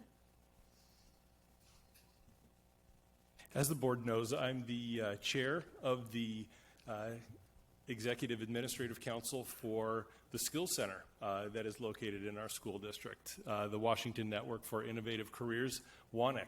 And we recently had our first meeting of the year, and I thought I'd bring some information to the board because there's some exciting work going on at WANEC. The students that are participating are highly engaged. They report high levels of satisfaction with their programs. And so just wanted to share a little bit about WANEC and skills centers in general. So what is a skills center? It's a regional secondary school that serves high school students from multiple districts. What this doesn't say is it's a CTE program. It's a career and technical education program There's 14 skill centers across the state of Washington, and we are fortunate to have one right here in our backyard, which provides the greatest level of access to students in Lake Washington School District. Where's Wanak and what schools districts participate? So the main campus of Wanak is located, and it was through a partnership on the Lake Washington Institute of Technology just up the hill in Kirkland. Wanak is a unique skills center as compared to all other skills centers in the state. We're the only skills center that actually have a regional model. So we actually have Wanak classrooms placed all throughout the consortium. So any partner district could have a Wanak classroom or class located in one of their high schools. The current makeup of districts, the Bellevue School District, Issaquah, Lake Washington as the host, Mercer Island, North Shore, Riverview, and Snoqualmie Valley. Just recently, the Everett School District chose to leave Wanak and partner with, I believe it's Snow Isle, the skills center that's closer to Everett Public Schools for obvious reasons. I can't imagine commuting from Everett down to Kirkland for a 3-credit program. Like, I don't even think it's possible, actually. And so for a lot of good reasons, they chose to step away from Wanak. We're the host district, and so what does that mean? That means that the funding for the program flows through Lake Washington School District. All of the staff that are at Wanak are Lake Washington School District staff. Some are contractual, some are employees of the district, so that they're contracted, and all of those pieces as Lake Washington School District staff members. Benefits of completing the Skills Center program. I grabbed this from the Association of Washington Skills Centers, and they had like a 50 bullets list that I tried to summarize in just a few. But it really is about preparation for the workplace, but also preparation for college. All of our Skills Center programs, students are being dual credited. They're receiving either AP or college credit. These are rigorous courses. And so students truly are prepared for that next step. You can see that third bullet from the bottom. They're participating in internships, pre-apprenticeships, worksite learning. They can receive certificates of competency. And I actually printed off some of those competencies because it's pretty remarkable what students can leave. A+ certified, ASE, you see that at an automotive shop, Automotive Service Excellence certificate, Cisco Computer Networking, Nursing Assistant certified, the Microsoft, Oracle, and these various pieces that to leave high school with that kind of skill set and that kind of recognition is pretty remarkable. Our current 23-24 programs, I listed them out and then listed the school district where they're located. If there's no location listed, that means it's at our Wanak Skills Center or at DigiPen, which we kind of connect those two. So you can see we have 2 automotive technology programs, one in Bellevue, one in North Shore. The aviation technology program we just launched this year, and so I believe we have 20+ students in a first-year program, which that is not easy to do in terms of launching a program. The baking and pastry, and I've asked, can we have our next meeting there? Because why wouldn't we? The Core Plus program, and I'll just use that as an overarching. We are actually looking in 24, 25, 25, 26 to actually add more Core Plus programs in more areas than just construction. And so I don't know if you saw the most recent article in the Seattle Times maybe 2 weeks ago about Core Plus, and I believe it was Boeing that was reporting that I feel like I'm talking to myself. That was fun. But Boeing was talking about how many high school students they were actually able to bring in through Core Plus type programs. And some of those students that got hired were Wanik program students. You can see Cisco networking, culinary arts, dental careers, of which we're so excited that we have actually 2 full classrooms of dental students this year. For whatever reason, and maybe it was pandemic related, just the dental careers program just saw a drop in enrollment. So we are fully enrolled in our dental careers program again, which is super exciting, which is very typical at skills centers that the dental program is full. And then again, we are so fortunate to have DigiPen in our backyard. Kids can go to DigiPen for free. Like, you think about what that provides students, 2 years of DigiPen in art and animation, game design, music, sound design, video game programming. I think a couple of you did a tour at DigiPen, and the teachers at DigiPen are passionate about what they do. Like the art and animation, those teachers say, you don't have to have ever touched a pencil in your life, and we will turn you into an artist. And they do. And kids are engaged, and it's, DigiPen is all about meeting the standards that are set. And so kids work through those standards at their own pace. And what they realized was, as students finished their acquisition of skills, that for the duration of the quarter or semester, they would identify a project, a self-interest project. And they wondered, well, it's not graded, it's not part of the curriculum. Will students, how will that go? And they are the most engaged, they spend more time, and they demonstrate the highest levels of excellence on those projects.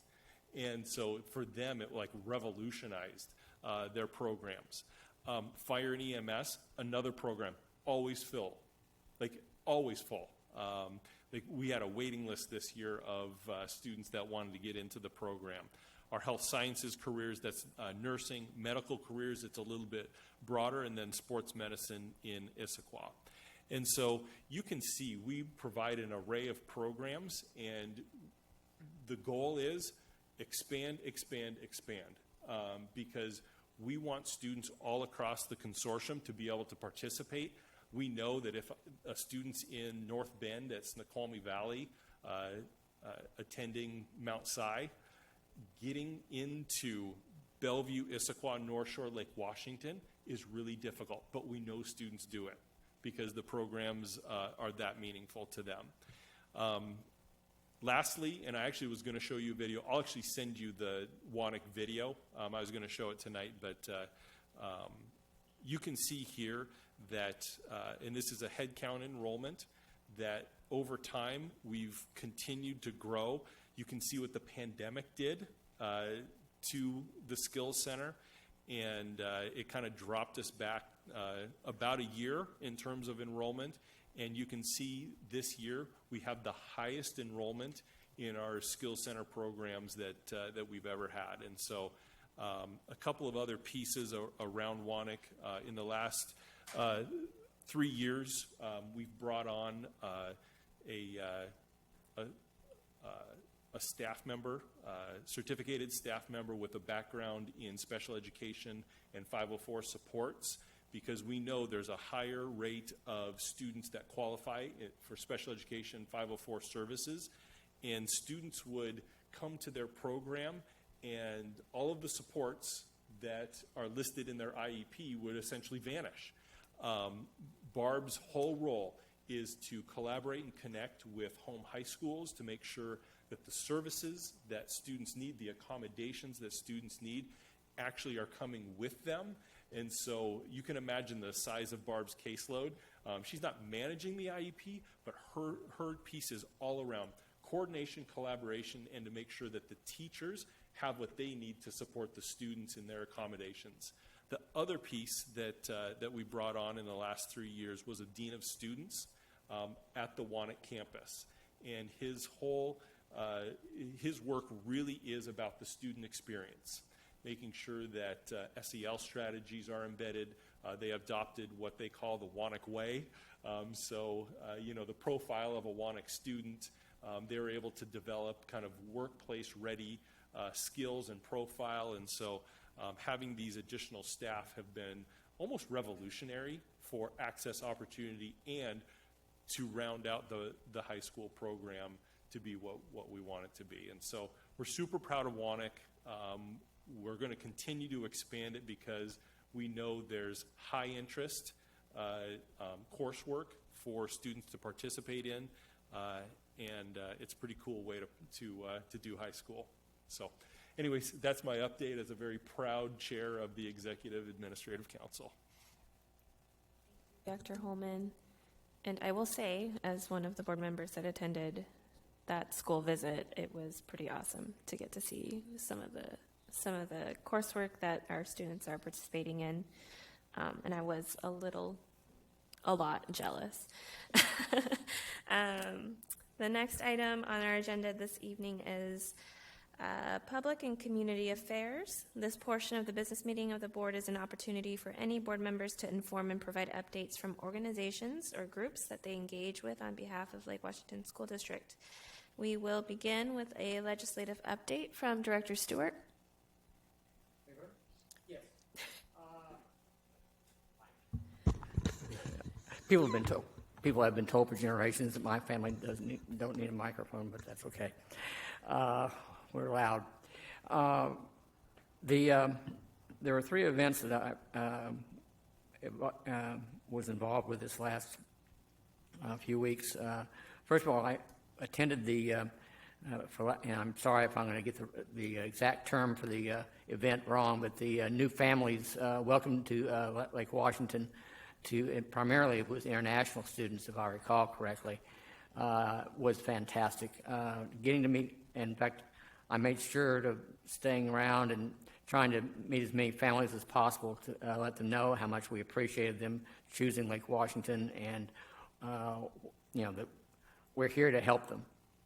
The staff is here to help them, and even if one of us is only a traffic cop that's saying, "Oh, you need to talk to so-and-so," as opposed to so-and-so, they appreciated it very, very much. I also attended 2 ENAP programs. And again, for those listening, ENAP is our Eastside Native American educational program. They had a celebration for Indigenous Peoples Day at Lake Washington High School. Director Bleasner and I both attended that. I also then, the following day, went to the ENAP's powwow they had at Juanita High School.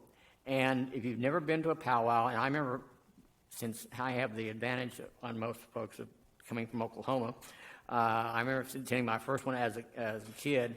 These are magnificent. If you've never seen one and you want to try and get a feel for things, to see some of these kids participate and compete, it was outrageous. And I was so glad to see Pablo having an award for one of the competitions. It was great. And by the way, they also invited anyone from the audience. And there was one little 3-year-old that came out. And if she didn't sleep well that night, I don't know who would, because she was out there for every dance. But I would encourage anyone to, anytime there's an ENAP event, to please participate and just come and watch. It's great. Thank you. I will add for a ledge update. Thank you to our board for submitting your priority positions for WASDA. We got it submitted on time. And in general, I would say that there was pretty good consensus around kind of our priorities. And then I believe we have a state PTSA ledge conference update from Dr. Holman. Oh, one other thing though, before we will be having a conversation around our legislative priorities. I have a to-do list item to connect back with Caitlin Cox on that, but we will be having that discussion. There are some updates around some of the positions that we're considering for this year. So we are working on that, and that should be coming up soon. Dr. Holman. Yeah, I was invited to participate as a panelist at the Washington State PTA Legislative Conference this weekend, focused on school construction funding. And it was 5 superintendents, Tom Siegel from the Bethel School District, about 20,000 plus students in that district. You may remember Tom from being very vocal and an advocate for simple majority, and they had to do some pretty tremendous work around getting a bond passed. Brent Freeman from the Wahkiakum School District, a school district of, I think he said 400 students. Brian Freeman, the superintendent in Chelium School District of 190 students, 93% Native students in his school district. Kyle Rydell, superintendent West Valley in Spokane, about 3,200 students, and I represented Lake Washington. And so really the focus was to understand school construction funding, advocacy, and it was pretty interesting to hear all 5 of us coming from tremendously different contexts. And to hear our support services and facilities update tonight, we are so fortunate that our community is highly supportive of our levies, the bond we passed a handful of years ago, the construction levies that have passed. But really the sense that all of us had was there needs to be a revamp of the state construction assistance program, the funding model, and that it has to be differentiated. In Chelium, they have a debt ceiling of $3.5 million. That is what they can indebt their district for. Like, you can barely build the stairs that Brian showed earlier tonight for $3.5 million. And I shared that our assessed valuation in Lake Washington is $100 billion. Like, it's just 2 tremendously different contexts, but where we all landed was every student in the state of Washington deserves a high-quality education with excellent staff in school buildings that are responsive to the educational needs of kids. Wahkiakum has not been able to provide chemistry in their school district for over 30 years. And so it was a great conversation. I was very honored to be invited and to be able to speak about Lake Washington, our needs, the challenges that we have here. But at the end of the day, it really is about kids and their experiences. And so it was a good event. Glad I could be there. Very much. Does anybody else have anything for public and community affairs? Yes, Director, I had please. the opportunity to attend a civic health engagement workshop run by Lieutenant Governor Denny Heck. They are pursuing sort of civic dialogue and how we work to improve that within Washington State. So they did a year-long doing different focus groups around to sort of get an idea of ideas.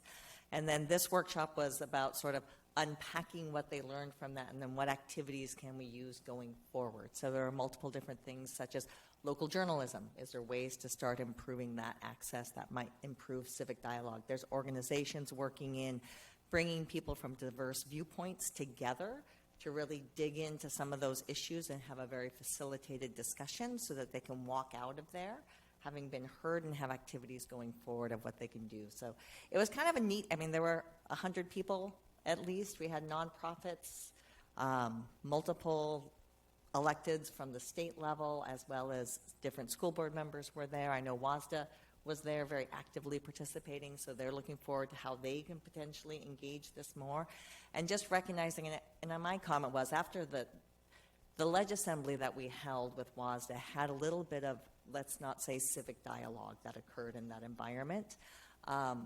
And there was some thought after this, it'd be great to be able to, as we have some of this polarization, how do we come together and have those conversations? And so it's really exciting to see this taking root. And so hopefully you'll hear more from WASDA with it, but also pay attention to what Lieutenant Governor Heck is doing. Thank you. Director Sturt, did you One have other something? item, yes, and I'm sorry I neglected to mention this, but the Eastside Human Services Forum Board met this month, or this last month, if you will, and they are working on their strategic plan for the future, and that is being formulated. They're also in the midst of looking for a new executive director. It's a part-time position. Anyone interested in that, give me a call and I'll hook you up to the right person. Thank you. We're going to move on to the next agenda item, which are school visits. We are very excited for our very first school visit of the year that will be taking place tomorrow. I hope other board members will be able to join. I know a few are going. Does anybody have anything they would like to share for school visits? Nothing. Okay. And then the next item is board committee updates. Would anybody like to share an update on any of their committees that they are sitting on? Director? Yeah, okay, I guess I'll go first. Please. So I had the opportunity to attend the strategic plan committee for staff. So it was the first meeting. Great turnout. It was absolutely fabulous to have that opportunity. I appreciated they sort of laid out what the whole process was going to be in the strategic plan. It was very clear that the non-negotiables, that yes, we were going to implement MTSS, we were going to implement inclusion, we were going to implement equity. That was appreciated by people, that was not negotiable. That was something that was going forward, and the goal was to figure out how we do that. So people were excited. I think they were this is great to be in the room again, so I'm looking forward for this just continuing on to the next pieces. Director Guthrie. Yeah, I had the chance to attend the first meeting for the Community Connectors, and that is a group that's been formed around school safety, but specifically this year looking at the Community Resource Officer Program, the CRO program, formerly known as the School Resource Officer Program. At some point, we'll be able to stop making that, that caveat. Yeah, so we started off by doing intros. There's a broad variety of community members who are part of that. Some representatives from the City of Kirkland, Redmond Police Department representative, representative from LWC's Community and Family Engagement Department, and then a number of parents. Some sort of wearing their PTSA hat, and some just being parents and community members. And very interesting collection of viewpoints. So it was fun to be part of. We looked through some of the existing data around community resource officer engagement in our schools, and the group had a lot of feedback on that. Kind of came up with some community agreements for that group. I should also mention that there's a professional facilitator who is Erin Jones, who had never had the opportunity to meet before, but she is fabulous. Just really enjoyed having her there. For those who don't know, she ran for state superintendent of schools. She now does consulting around basically helping districts have hard conversations, especially around, just hard conversations, and especially with sort of a racial focus. So yeah, it was great to have her there. And then we looked at the various, the draft MOU between the district and the 4 police departments that we work with.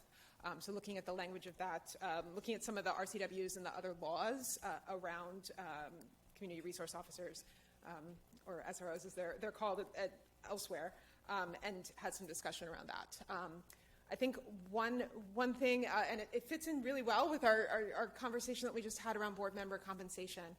That community, that group, there was a strong request for childcare, and a number of members who weren't able to be there because they did not have childcare.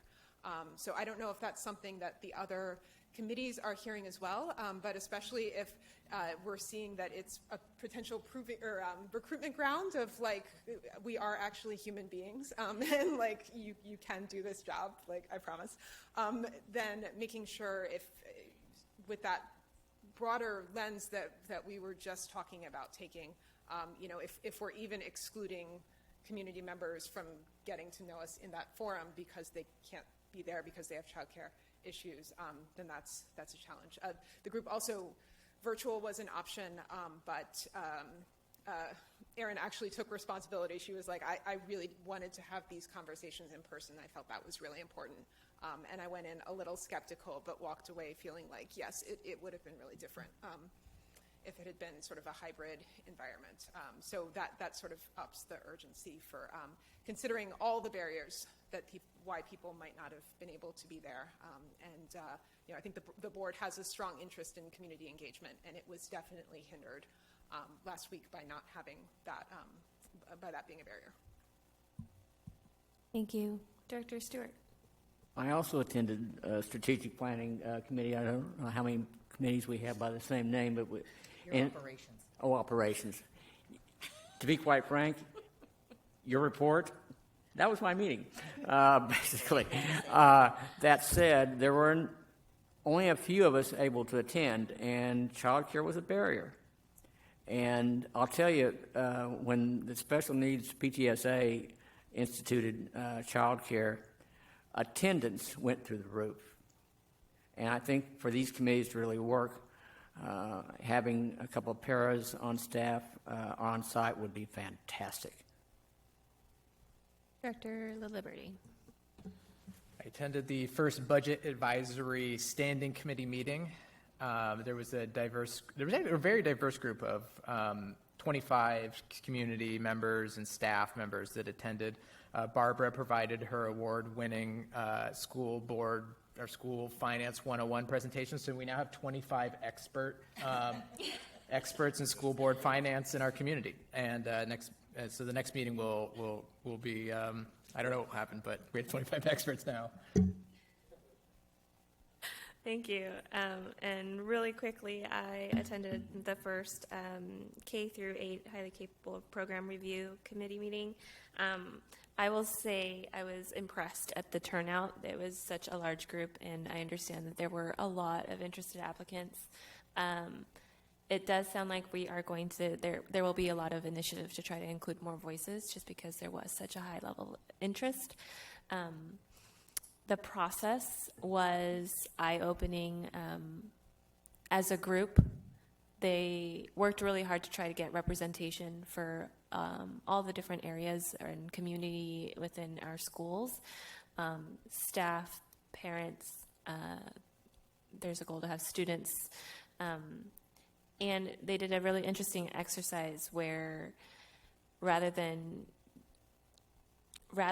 trying to find common interests, they tried to narrow things down to common values. And what we found when we did our group exercises, or when I observed their group exercises, was that everybody in that room had very, very similar values. And it's a great place to start, and I have high hopes for the work that this committee is going to do this year. So.